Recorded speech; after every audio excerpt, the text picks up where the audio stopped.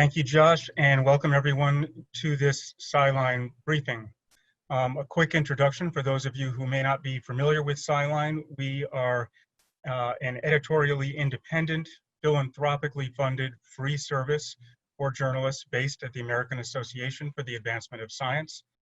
We connect journalists to scientists on deadline and make available a variety of kinds of credible research-backed evidence for you to use in your news stories. Among our services are media briefings like this one today, and today's actually is the second in an ongoing series of briefings from Sciline that are focused on the health effects of racism in the United States. The topic of racism, of course, is inherently political, but what I think gets too often overlooked is that it's also a topic that's informed by a body of rigorously conducted social science research. And as journalists, you can, and indeed I'd argue you should, be turning to and taking advantage of the findings of this science as you cover the issue of race in today's news. Put differently, just because race is a topic on which people hold strong opinions doesn't mean that the news should simply report on those opinions. There is an evidence base that is relevant here, and with public attention now drawn to the issue, there's an opportunity for you to convey some of those findings more widely. So to help you do that, we have today gathered three academic researchers with deep expertise in this topic. I'm not going to take the time to introduce them in full. Their bios are on the Sciline website, but we will hear first from Dr. Georgiana Bostein, a sociologist and associate professor of environment, health, and policy at Chapman University, whose research on population health has focused on Latinx and immigrant populations. Next, we will hear from Dr. Gilbert G., who is a professor in the Department of Community Health Sciences at UCLA's Fielding School of Public Health. His research focuses on the social determinants of health inequities in minority populations, and he'll focus here primarily today on Asian American populations. And then third, we'll hear from Dr. Goleen Samari, who is an assistant professor and public health demographer at Columbia University's Mailman School of Public Health, and she will describe what science is learning about how xenophobia and migration-based discrimination can impact health, with a particular focus on communities from the Middle East and North Africa. We'll take questions after their short presentations. As Josh mentioned, please feel free to submit them even as the presentations are happening via the Q&A icon at the bottom of your screens. And with that, let's just get started with Dr. Georgiana Bostein. Thank you so much, Rick. So I'm going to start by sharing my screen here. My name is Georgiana Bostein, and as Rick pointed out, I'm an associate professor of environment, health, and policy at Chapman University. And I'm thrilled to be here today with this distinguished panel of scholars. We are going to be talking a bit about, in my presentation, I'll be talking a bit about population health disparities and the role of the environment on health and health behaviors, and how that ultimately translates into racial and ethnic health disparities. And I'm particularly excited to be on the panel with Dr. G today, as I did postdoc training in cancer prevention and control research at UCLA, and I am trained as a demographer and sociologist, so you'll sense that bias throughout my presentation. So I'll start with asking you to think about what contributes to differences in health and longevity between different racial and ethnic groups in the US. So if we had to assign a slice of the pie to genes and biology, where might you put that? So the CDC estimates that a very small proportion is actually due to genes and biology. Health behaviors is often also smaller than what people think. Medical care, also a little bit smaller than what people tend to think. And the total ecology and social or societal context actually makes up over 55% approximately of population health differences. And this can come as a surprise to folks when they think about health, and we in America especially tend to think about health as largely about personal choices and health behaviors. But really, health starts where we are born and work and live and age. And I understand that last week you talked about structural racism in different institutions and how that impacts health. So I'm going to get straight into one of those today, which is our surroundings. So when one component of our surroundings is the built environment. And in the built environment, we can think of things such as which retailers and services are available in different neighborhoods. And it probably doesn't surprise you that we know that there is a greater density of unhealthy retailers, such as alcohol and tobacco retailers and fast food retailers in predominantly minority neighborhoods and lower socioeconomic status neighborhoods. And that tends to be the trend. So does this actually impact health behaviors? Well, there is a large literature that suggests that yes, the surroundings and the built environment do impact individual health behaviors.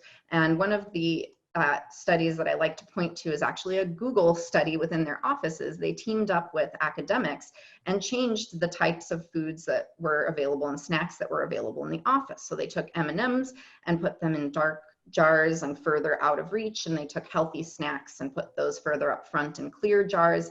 And they were able to change the office consumption patterns to increase healthy food intake and to decrease unhealthy food intake. This also translates then on our neighborhood level as well. So given the really strong and well-established literature showing that lower socioeconomic status is associated with poorer health, people are often surprised to hear about what's called the Latino health paradox, that Latinos, despite having lower average socioeconomic status, tend to have longer life expectancy than native-born populations. But this advantage decreases among immigrants with time in the US. So here we'll see a life expectancy graph, and you'll notice that the first bar is the life expectancy for whites, then US-born Mexican, then foreign-born Mexican, Puerto Ricans, island-born Puerto Ricans, and Cubans. And you'll notice that these immigrant groups have among the longest life expectancy. However, they don't necessarily have healthy life, longer, healthier lives. So they may live longer, but spend more years in morbidity and functional disability. And so here we can see that these lighter colored gray bars show that the foreign-born Cubans are advantaged, but all of the other groups are slightly disadvantaged in terms of functional life expectancy. So much of this Latino health paradox is thought to be due to smoking and to selective migration patterns. And so colleagues and I have thought about how this might dissipate as we see changes in smoking. So smoking really has declined in all groups over the last decades. And so we are not sure whether this life expectancy advantage will be maintained. On the other hand, we also have vaping, which has become an issue among particularly youth, and uptake among Latino youth has also been pretty strong, with approximately 15% of Latino high schoolers having vaped in the last 30 days. So it's unclear how these counteracting forces are going to work out. And as we have fewer immigrants to the United States and see more second generation Latinos, we may see some of this advantage dissipate as well. And then finally, the counteracting force of obesity related mortality. We see higher rates of diabetes related mortality, for example, in these groups. So one of the things that I am excited to talk to a group of journalists about is the fact that the choice of words matter. As Rick pointed out, the word racism is highly politicized, even though we know there is this large evidence base that in fact it is racism causing some of these health disparities. But I want to point to a Robert Wood Johnson study foundation from a few years ago that found in a study of over 3,000 Americans across the political spectrum, and it was a multi-pronged study with surveys and focus groups, they found that even when messages are true, so saying things like America's not in the top 25 countries in life expectancy, even though that is a true message, people are less likely to believe what comes after that because they have this adverse reaction to that initial message. So leading with something that Americans tend to already believe is value-based, something like Americans lead the world in medical research and medical care, they're more likely to believe everything that follows. And these are the exact phrases that they tested out. So they came up with at least 3 things that we can do when talking about these social determinants and social factors in health. And that is framing it around how disparities affect everyone. And there are some studies that show that greater inequality affects not only the groups that are disadvantaged, but even advantaged groups compared to other countries with lower equality.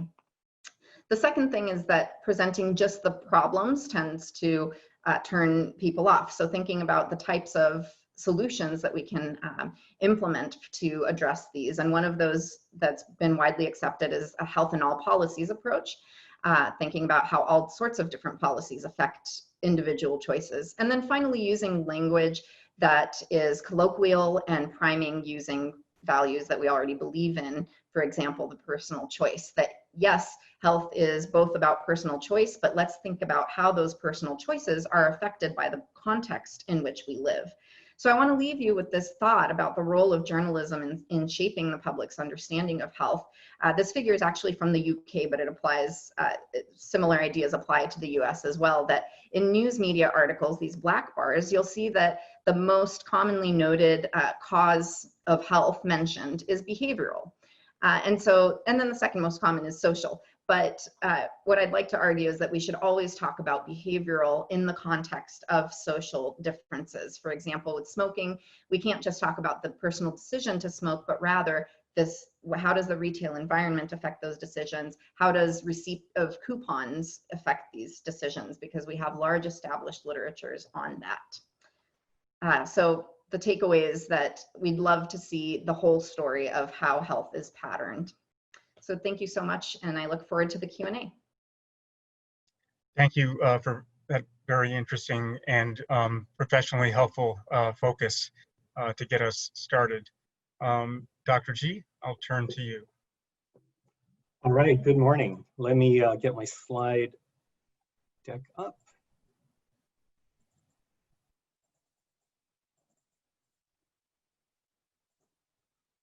Okay, I'm really pleased to be here to talk to you about what research says about racism and health amongst Asian Americans.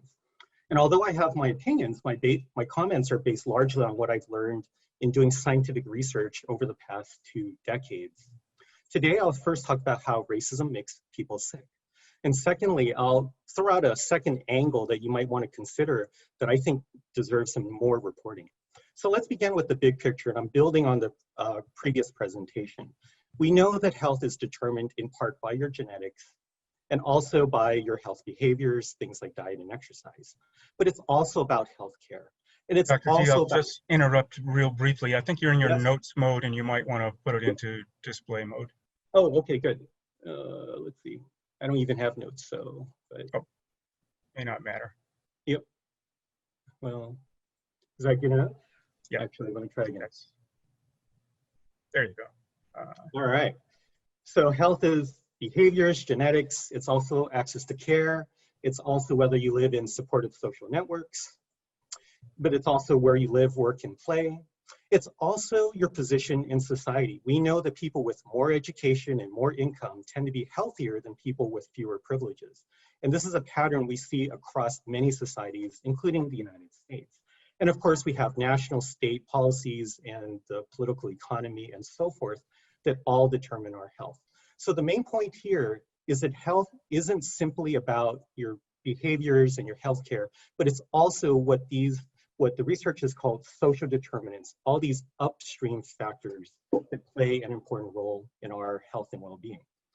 And unfortunately, prejudice, racism, discrimination are part of these social determinants. And today, I want to mention that racism has many different ways that can affect our health and well-being, but today I'm going to focus on one, which is stress. We know that microaggressions, making assumptions about people, as well as major hate crimes, are stressful. And the thing about stress is that it contributes to wear and tear on our body, resulting in something that scientists call allostatic load. This can have effects in terms of weakening your immune system, causing failure of target organs and things like that. And stress, we know, is associated with things like even increasing your probability of catching the common cold. And so let me give you some research on this specific to Asian Americans. This is a national probability sample of Asians across the US. And what you see here are the light blue bars represent Asian Americans who report very little discrimination. And as you get higher, darker blue bars, they're reporting more discrimination. And what we have here as an outcome is DSM-4 criterion anxiety disorders. And you see here what we call a dose-response relationship. More reporting of discrimination is associated with more illness. And this is a controlling for things like gender, age, and so forth, okay? But it's not just that outcome. We see this dose-response relationship for other things like major depressive disorder, heart disease, pain, respiratory problems, and so forth. My research joins a much broader conversation that's been happening in science for many, many years, including reports published by the National Academies of Science, the National Institute of Health, the Surgeon General, and so forth. So the point here is that science is taking racism very seriously as not only a health and equity, is not only an equity issue, but a health one as well. And certainly COVID has amplified our attention on discrimination amongst Asian Americans. And here's a paper, in case you want to read a little bit more about it, that we published recently in the American Journal of Public Health. As you've probably seen in many reports, Asian Americans are being targeted for hate crimes in relation to this pandemic. Now, you know, the past couple of decades of research has shown that general experiences of racial discrimination amongst Asian Americans is associated with illness.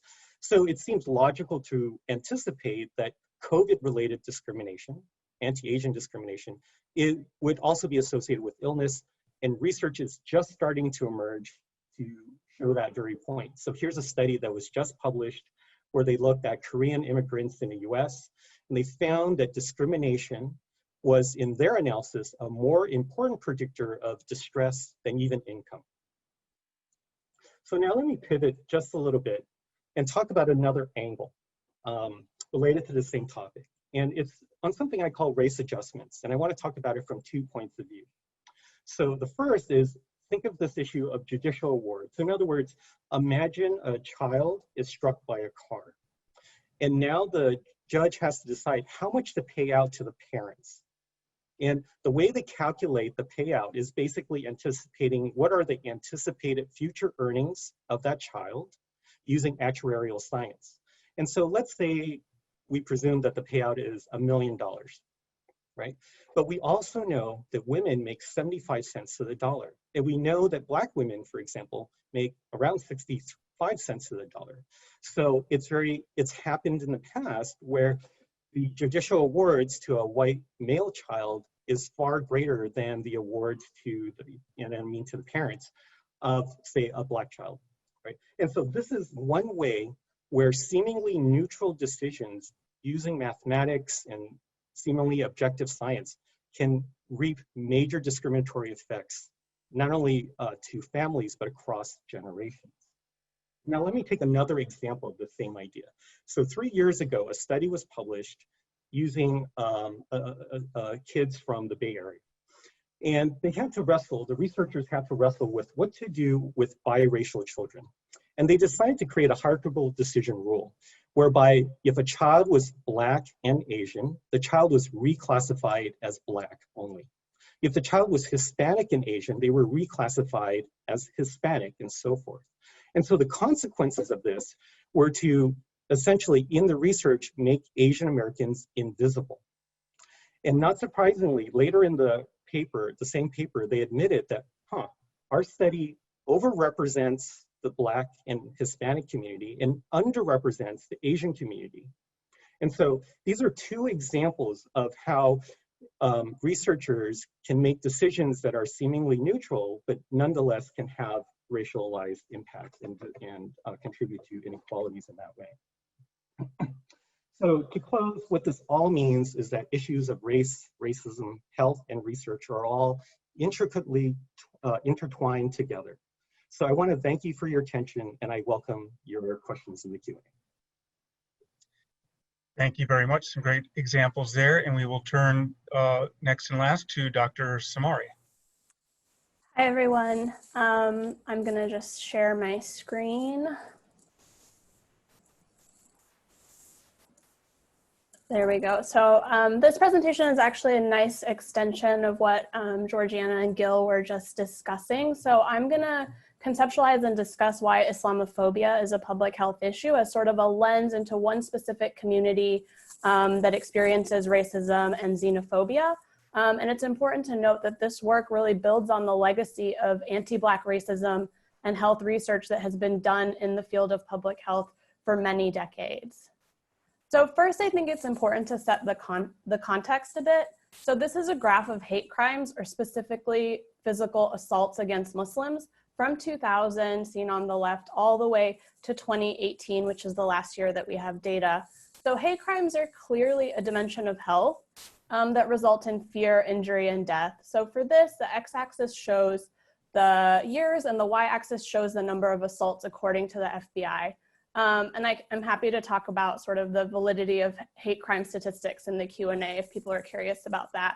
But this graph really shows apparent associations between the current events and Islamophobic hate crimes. So in 2001, you see a yellow peak that I've highlighted there, and that really corresponds to the increase in anti-Muslim hate crimes after 9/11. Then you can see after that, the rates were fairly stable until about 2015, when the rhetoric of the 2016 presidential election started. So according to these data, you also see that assaults peaked in 2017, which is where you see that second yellow bar. This is sort of confirmed by other sources that collect these types of statistics. So the Council on American Islamic Relations has now recorded over 10,000 anti-Muslim bias incidents from the June of 2014 to June of 2019, with the highest recorded in 2017. I also want to point out while we're here that discrimination on the basis of religion is only second to race for the source of bias in discriminatory acts. So anti-Semitism is often at the forefront of the types of incidents that we see recorded. So the highest number of incidents are usually anti-Semitic in the religious category, but these things trend together. So hateful events towards one community often beget hateful events towards another community. So whenever you see a rise in anti-Semitic or anti-Black racism, you also see a rise in Islamophobia. And so let me define Islamophobia a little bit. So Islamophobia is social stigma towards Islam and Muslims, dislike of Muslims as a political force, and a distinct construct referring to xenophobia and racism towards Muslims or those perceived to be Muslim. So parts of this definition are really important because Islamophobia affects several different groups of people. So first you have Muslims, right? But then you have this assumption about who is a Muslim based on how people look. So we call that category of people those who are racialized to be Muslim because of stereotypes and assumptions about racial identity. So Islamophobia, similar to other stigmatized identities, is really rife with stereotypes of Muslim Americans and Americans who look Muslim-like. Really, that's equating a lot of populations who are from the Middle East and North Africa to being Muslim when there's a lot of heterogeneity of religion within those groups. So in the US Muslim population, there's about 3.5 million Muslims, and over half of them are immigrants. But again, there's a long history of Muslim migration to the US, and you have second and third generation Muslims in the population. So worldwide, the population of Muslims is really growing. And by 2050, you expect about 8.1 million Muslims, or 2.1% of the US population. Importantly, though, this is a really racially diverse group of individuals. So in the UK, you have Muslims primarily from the South Asian region. And then in the US, you have a really interesting mix of sort of white, Black, Asian, primarily South Asian, and Latino Muslims. So you see at the top, there's a sort of a bar chart of the racial and ethnic composition of the US Muslim population. On the bottom, it's the US general population. So you see the blue is the white, the yellow is Black, the green is Asian, the purple is Hispanic, and then the turquoise color is other or mixed. And you can see that there's quite a bit of racial heterogeneity within the US Muslim population, even more so than you observe in the US general population. So a lot of who is in that white category or is what we consider to be sort of an invisible minority, which is the Middle Eastern and North African immigrants, because they are categorized as white because there's no other sort of census-defined racial ethnic category that captures immigrants from the Middle East. And so similar to what Gil was talking about in people sort of disappearing in the way that we collect data, that's one group that often disappears because they're categorized as white. So research on Islamophobia and health to date shows some interesting findings. So in 2018, myself and my colleagues, we did a systematic search and we looked at sort of what is the evidence base on Islamophobia and health. In total, we found 53 studies, only 53. So this is clearly an area where there's more research needed and ongoing research efforts are encouraged. But there were consistent relationships between experiences of discrimination and poor mental health among Muslims and Muslim-like populations. Findings of worse mental health were really consistent across outcomes of psychological distress, paranoia, depression, and anxiety.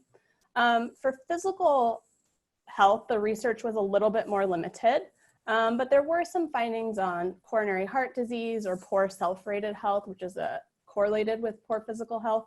And then a study on birth outcomes after 9/11 that showed that women with Arabic names in California were more likely to have preterm birth compared to women without those names. So there's some physical health evidence.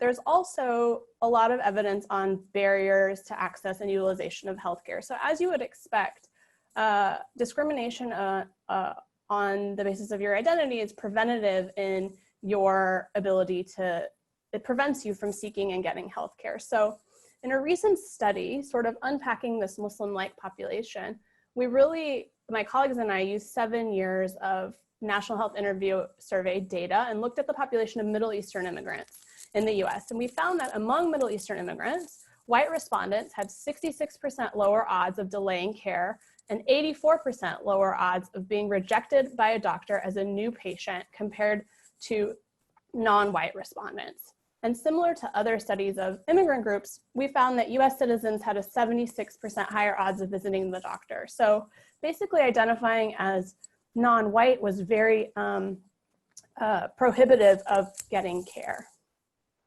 So these have been touched on in the other presentations, but these are some of the pathways that which racism and Islamophobia affect health. So you have your individual pathways of stress, you have interpersonal pathways, interactions with providers and the healthcare system, other mechanisms like these communities tend to socially isolate when they experience discrimination. What I want to draw our attention to today is a little bit of the structural pathways. So these are basically discriminatory ideologies and the structural features of institutions, policies, and the media that can reinforce health disparities. So examples of these policies include immigration policy that contributes to structural inequity. We saw this really pretty clearly with the implementation of the Muslim ban in 2017. We've also seen this over the years with patterns of racial and religious profiling in the naturalization process to block citizenship of individuals from Muslim majority countries. We also see Islamophobic policies at the state level. So this depiction is an illustration by the Haas Institute at UC Berkeley that shows where anti-Sharia legislation has been introduced and enacted in the US. So the anti-Sharia movement really came to be in 2010 and aims to prohibit Sharia law from being considered or enforced in state courts. So the legend at the bottom shows you that the center number is the number of anti-Sharia bills introduced. And at the top right, the number includes the number of anti-Sharia bills that were actually enacted. And this depiction really is intended to show you how widespread policies are that aim to strip Muslims of First Amendment rights and institutionalize Islamophobia. So on the last minute, I really want to focus on the fact that the media can also shape the structural social environment in ways that affect Muslim American and immigrant community health. Negative media coverage of Muslims plays an active role in the social understanding of Muslims as quote unquote the enemy and in perpetuating Islamophobia. The media portrayals of Minority Project at Middlebury College published a report in 2019 that found that Muslims were disproportionately by far the most negatively portrayed minority in America today. They looked at close to 3,000 articles, news articles, and they basically found that coverage of Muslims heavily focuses on foreign conflict, terrorism, law and order.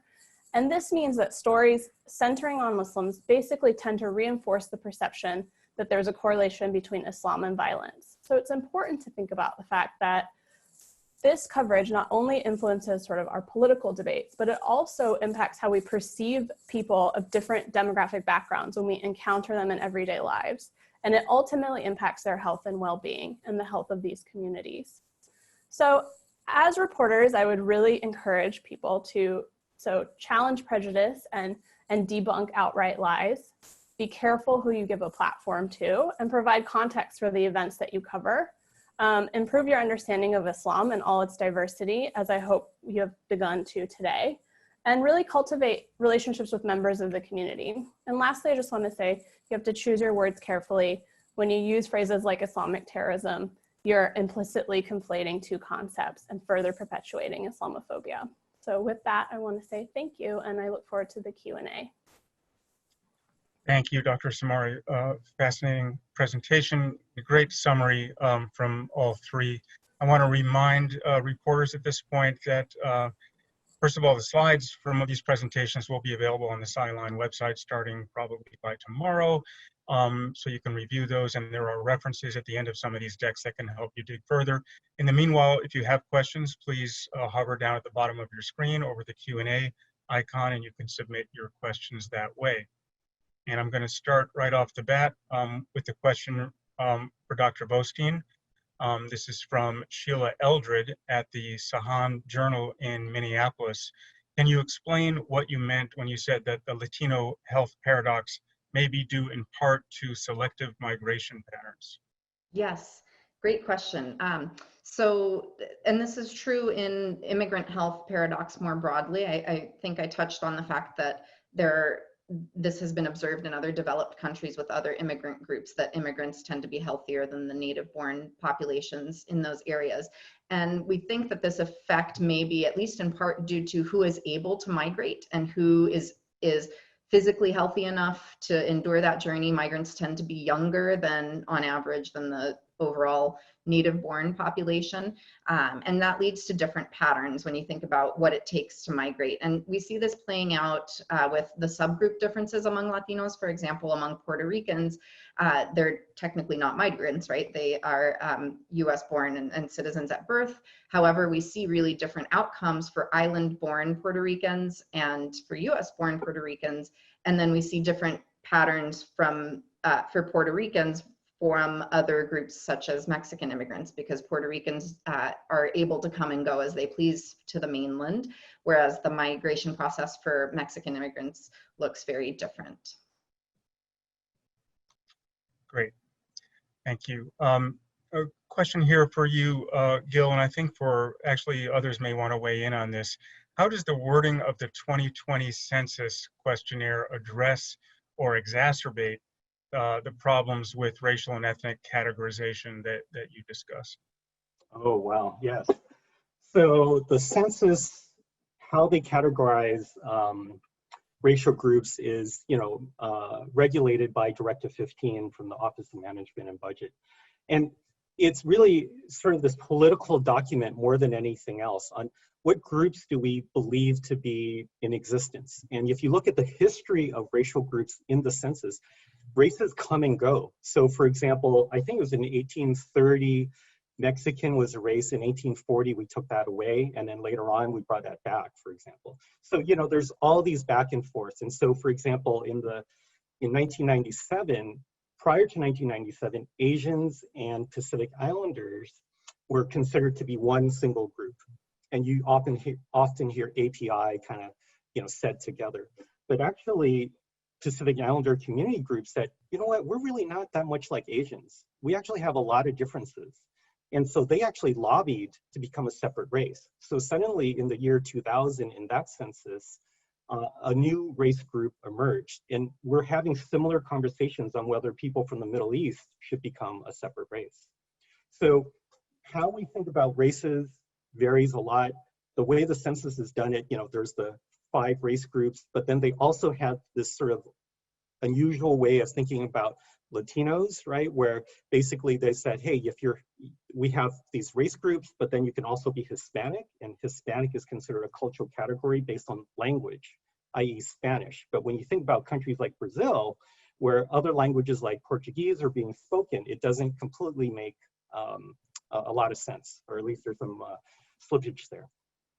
So it matters in terms of the race groups that we have. And again, race is more of a political label than anything else. If you look at the history of the census, another example of that is we used to collect race purely by visual inspection.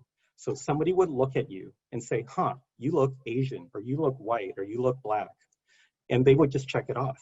But we know that when we look at people, that's actually fraught with a whole bunch of measurement error. You know, people make mistakes all the time. I mean, I've had people come up to me and think, oh, are you Chinese? Are you Filipino? Are you Mexican? Are you American Indian? People have said that to me, right? And so just by looking at somebody, there's a lot of error. Now, the census doesn't do it by the census enumerators looking at you. Now they do it based on self-report. And so how we measure race has also changed over time. And this is also changing in the literature as well. So does that get at the heart of your question? That provides a lot. I'd like to actually turn this over to the others as well and see, I think you each might have something to say about the way the census handles things. Georgiana, can I ask you to chime in there? Yes, Dr. G covered most of the bases, I think, but I wanted to point out specific to Latinos that there was an effort to make that a separate race group in this census, and it just didn't pan out. There was no response. So probably, hopefully by the next census, we'll see more nuance, but as he pointed out, the race is a social construction. It's just ongoing changing based on the political climate for groups. But from a data perspective, the more nuance that we have, the better it is. So knowing, as we pointed out, I think all of us had this embedded in our presentations, it matters not just what this broad category is, but what your ancestral background is, what the country of origin, if you have a migration history, is. So the more specific we can get, the better it is from a scientific perspective. And Colleen, anything to add there? I mean, you've focused a lot on religion, but it's something that often gets, as you've put it, racialized. So I'll just build on what Gil was saying, in that the Middle East, measurement of the Middle East category has been really fraught, whether to do it or not do it. It was almost added to the 2020 census. So there was this big community push to add it, but I think it's also important to think about what these communities themselves want. And a lot of members of the Middle Eastern and North African community do want to be able to be racially identified on instruments and tools like the census. And then there's a subset that, because of the discrimination and because of the experiences of discrimination, they prefer to conceal their identity, and they prefer to be in that white category because it feels safer to them. So we actually have to think a little bit about how these things are circular and how people feel about them. And so it's a complicated narrative and question, actually. Got it. And Colleen, actually, we have a question here directed to you from Chris Young at KCUR Radio in Kansas City, asking along a similar timeline as the hate crimes against Muslims chart that you showed, were there congruent conflations in the media, as you referenced Islamic terrorism, or were those perceptions consistent in US media coverage over the last 20 years? No, there's definitely, I think the time periods based on current events. So around 2001, you had a lot of the 9/11 coverage and the terrorist, excuse me, narrative really taking off at that point. It was a narrative that predated September 11th, but it really sort of took off in the media around that time frame because of the coverage of events.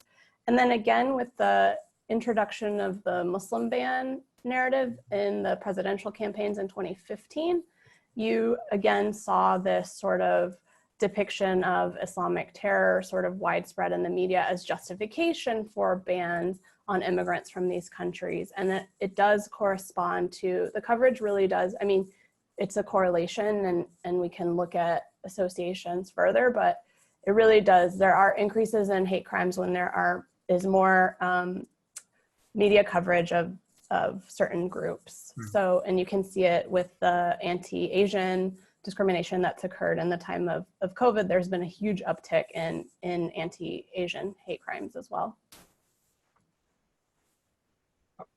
Thank you. A question here that I think all three of you could address. This is from Sarah Lai Sterland. She's at KALW Radio in San Francisco.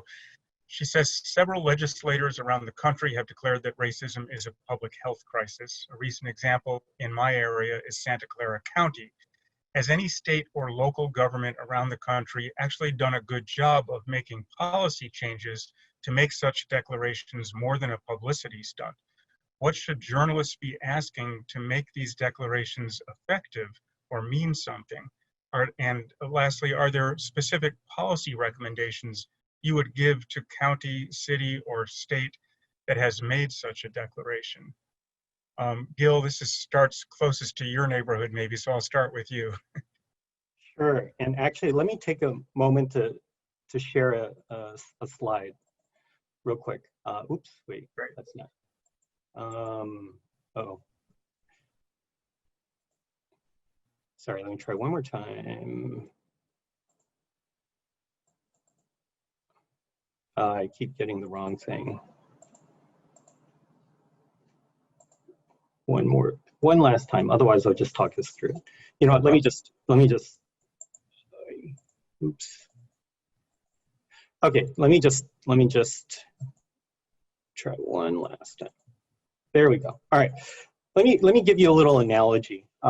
So, and let me preface this. You know, I started looking at, you know, racism and health 20 years ago in my dissertation, and at that time, if you were to talk about racism as a public health issue, people would basically look at you like you were stupid, because, you know, at that time, when people were talking about race, they were basically saying, you know, race differences are actually not really true. They're actually economic differences, and you should just be looking at social class, and you're kind of barking up the wrong tree.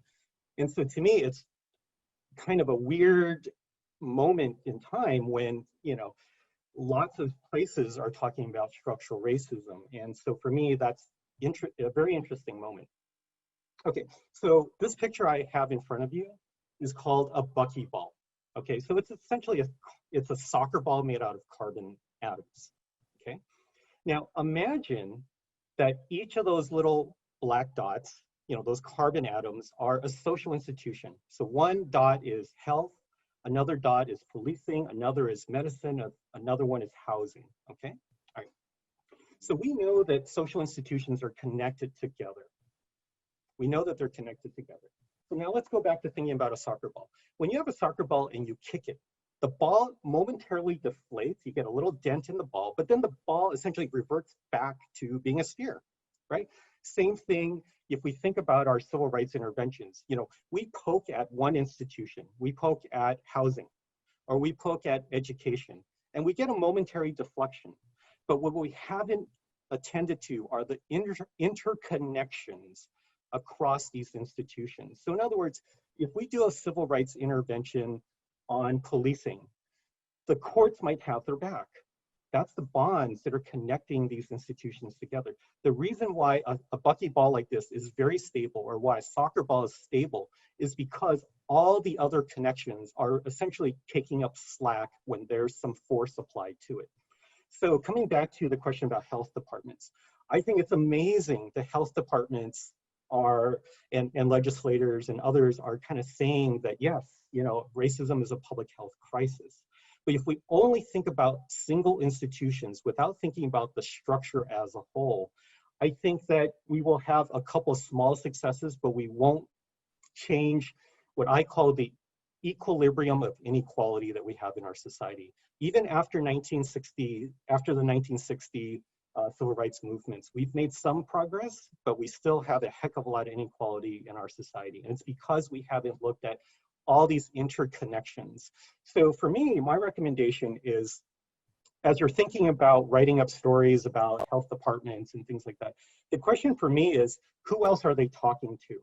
What other institutions are Is the health department working with the police department? Is it working with the judicial system and the education system? If not, I don't think we're going to see long-lasting change. We may see small changes here and there, but in the big picture, I think the ball will stay a ball. Great analogy, very helpful. Thank you, Gil. Georgiana or Golene, anything you want to add about these efforts to take stabs at the problem through legislation? I'll just second what Gil has said and say that it absolutely has to be systemic. And so the right questions are, how are these sort of institutions working together? So we've seen a lot of people put into positions of diversity, equity, and inclusion, and this acknowledgement of racism as a health problem, but sort of what does that mean for the system, and is the system going to change, has yet to be seen, and requires a lot of sort of communication across sectors. So I will third what the others have said. I touched on this health in all policies approach, and I think that gets at the issue that all of the different sectors affect health in some way, and racism is embedded within these different institutions, and things like fair housing rules. We just in July saw a fair housing rule changed, and the definition of fair housing changed at the federal level. So states and localities can take measures to address things like residential segregation, which we know affects then educational outcomes and transportation access and all sorts of things that ultimately pattern health. So addressing them in isolation will only make one of the other dominoes fall. We really need to think of these pieces together across different sectors. And I think that then requires us making the case to people that health isn't just behavioral, that it's structural, it's impacted by these structural factors, and that to change health for the better for everyone, we need to change these institutions. So let me throw in the moderator's prerogative here and ask, is there any institution or level of government that actually encompasses or addresses all of the sectors of society that you're saying need to be addressed simultaneously? But let me say it, short of a revolution, how does a society really change so many things in coordination? Is there an institution that can do that right now? Gil, I see you nodding. I'll start with you. In my mind, it's the Supreme Court. Because, and the court is a really interesting phenomenon, right? If you think about when the Constitution was signed, we had no idea that people would live as long as they live today, right? And so if you think about the court, there are no term limits on the court. But maybe back a couple hundred years, if we said, you know what, people could live to be in their 90s, and they could be shaping policies across multiple generations, they might have thought, hey, maybe we could, put some limits on some of this. But what's important here, though, I think, is the courts have been changing their minds and how they interpret things. And I think, in my mind, paying close attention. So when the court says, hey, you know what? A corporation, I forget the exact phrase, but when corporations in some instances are just like people. Now that's a really profound interpretation, because now suddenly it's you as an individual person versus another person, but that person's a corporation. Who's going to have more power and more influence, right? And more sustained influence over time. That's one thing. The other thing is the courts have changed their interpretations in some ways on how we think of discrimination, right? So if you think about it, there's kind of like two ways. There's a lot of different ways, but I'll talk about two ways we can think about discrimination. One is how most Americans think about discrimination, which is based on racial animus, right? So, there's something, I don't like your kind of people. And so there's some kind of motivation for me. And because of that, discriminatory, prejudicial motivation, then I do bad things to your group. And so a very common way we need to think about, or that we have been thinking about it, is that, oh, well, when some group, like, you know, claims discrimination based on gender, on race, or age, or whatever it is, you're stuck with the burden of proving that the perpetrators had some kind of animus against you. That's a really tall burden. That's a really high bar. And a lot of times we can discriminate without any animus. And that's why I gave the example of the payouts to the families of children, right? There's no necessary, like, whoever the actuarial is who's calculating those payouts to the families, they don't have to have any kind of gender or race bias at all. All they have to say is, you know what, on average, women make less money. So it makes sense that we just allocate less money to women, you know, to parents with girls, right? But that reinforces inequality and across generations. So the other way we can interpret what discrimination is regardless of having some kind of animus, some kind of prejudicial intent, we see that the outcomes are unequal. And that's a different interpretation. And the courts have been moving further and further away from those kinds of interpretations. So to me, if we can, so that kind of gets at really the heart of a lot of different institutions where they kind of battle, like, well, there's some discrimination, but can you prove it? Maybe it wasn't discrimination. Maybe it was just an economic issue, or this just happened and this is how we normally do business. And this all makes sense because it's just logical. You know, women make less money. So we're not discriminatory against women. That's just how it is.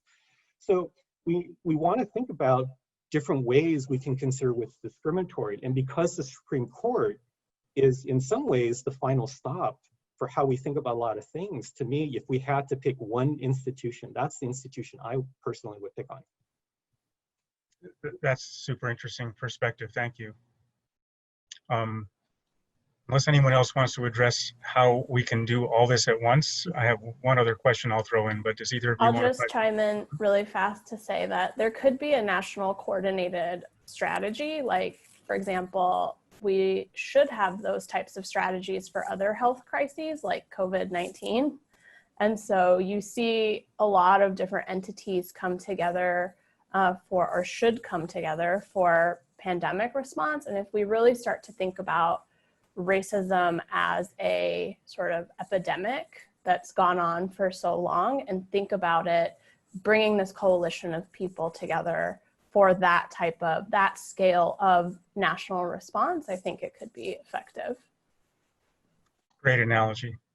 I'll also chime in that the higher you go, the more effective the policies are because of preemption laws in particular, even though we all often say think global, act local.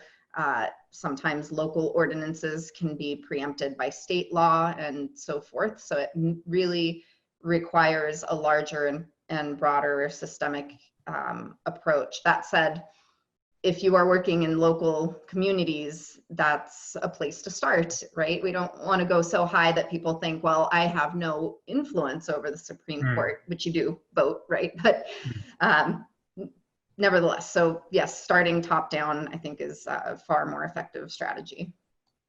Great. Got one last question. It's directed to you, Georgiana. It's does our understanding of social determinants of health explain racially disparate impacts of the COVID-19 pandemic? Does our understanding of social determinants change or impact COVID-19? Does it explain the differences between racial impacts of COVID-19? Yeah, I think as opposed to biological differences in. Yes, so absolutely. So I think there are two things to be said. First, that we see, as we're in Southern California here, we see disproportionate impact on Native Hawaiian populations and Pacific Islanders and also among Latinos. And there are social factors that contribute to that, including household size and the types of occupations that people are in. And these are exactly the social determinants that Gilbert also pointed to that affect health. I've also seen that people make this have this bias about it being a personal health decision. And so when they see statistics about obesity being a risk factor for COVID-19, they say, well, you know, obesity is a personal choice of people engaged in healthier behaviors. And anecdotally, I've had phone, you know, conversations with folks in Southern California who say, well, you know, why are people living in such large households? If they weren't living in these really large households, they wouldn't be spreading it to all sorts of people, right? Not contextualizing why we see these differences in social factors, and part of it being socioeconomic, a large part of it being socioeconomic status. Right. Great. Thank you for clarifying that. At this point, we're just about at the top of the hour, so I want to give each of you just a half a minute or so to wrap up. Maybe give our reporters on the line here a take-home message or something. You know, if they're going to walk away with one idea, what do you hope it will be? And I will go back through the order, and Gil, start with you. Actually, that's not the order, but anyway, go ahead. Well, order on my screen. Yeah, you know, actually, I wanted to take my topic and flip it around a little bit. One thing that's really been a silver lining this year for me is the immense coverage. So I want to actually thank all the reporters out there, because in the past, Asian Americans and other communities have essentially been invisible in the media. And when there was maybe some bit of news, it's kind of been one and done. But now there's been this sustained coverage of anti-Asian discrimination and discrimination against many other communities. And I just wanted to actually thank the journalistic community for that, because most of the time the Asian community is rendered invisible. Great, thank you. Golene, I'll go to you next. Sure. So yeah, thank you to the media for sure. There's been a lot more coverage of discrimination and racism, and that always helps actually. One thing that I always think about in terms of my sort of mission as a public health professional is that as I observe these experiences of Muslim Americans or immigrant communities, racial minorities, immigrants at large, and I actively seek to sort of counter all forms of discrimination, xenophobia, and othering and related intolerance in order to actually expose the power structures that generate them, to foster more inclusive societies and to foster health justice. And if we all sort of independently take on that framing, I really do think that we can move this fight forward. So thank you. Great. Georgiana? Yes, thank you. So journalists have one of the toughest jobs in this current climate, and so I echo that sentiment. And I think you all play an indispensable role really in shaping the public narrative and the discourse. And so not to add one more thing to the plate, but as I closed, I think we've learned and we've seen that evidence is no longer enough, that science is no longer the endpoint, right? The truth. And so we have to think about how to communicate the truth that we're getting from science in a way that the public will be receptive to and policymakers will be receptive to. And I struggle saying this as a sociologist, that I think it should be clear, the evidence should speak for itself, but we see that it doesn't. And I think journalists then have a really big role in being able to communicate in a way that will convey the truth behind the data that we're working with. Thank you. Fantastic. I want to thank all three of you for a very enlightening discussion today that I think is both sort of intellectually interesting and helpful, and also practically on a professional journalistic scale, very helpful. So thanks for that. For the journalists on the line, I want to remind you, as you log off today, you will get a prompt for a very short 3-question survey. It takes a half minute. It's very helpful for us if you go ahead and take the minute to fill that out. So thank you for doing that. A reminder that you can come to Sciline when you need help getting connected to a scientist or to research-backed scientific evidence. Look at our website at sciline.org. Follow us on Twitter at RealSciline. And thank you all for attending, and we'll see you at the next Sciline Media Briefing. So long, and thanks to you all.